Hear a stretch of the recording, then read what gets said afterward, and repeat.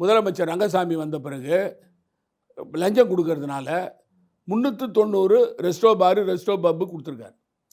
இப்போ இந்த 4 வருஷத்தில் காலையில் நீங்கள் மனு கொடுத்து 40 லட்சம் கொடுத்தா லஞ்சம் கொடுத்தா உங்களுக்கு கிடச்சிடும் பாரு, ரெஸ்டோ பார் கிடச்சிடும்.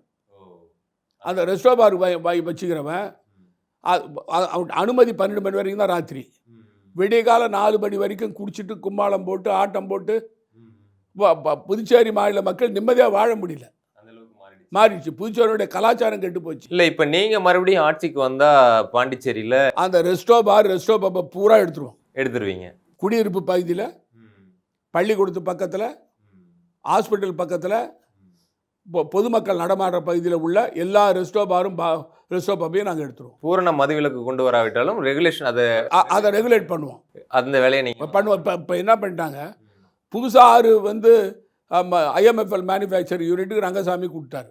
இப்போ இருக்கிற 5 போதாத, 6 போதாத. அது வச்சுக்கலாம், புதுச்சேரியில் சாராய ஆறு தான் ஓடும். இருக்கிற 15 லட்சம் மக்கள் தொகை எவ்வளோ குடிப்பாங்க?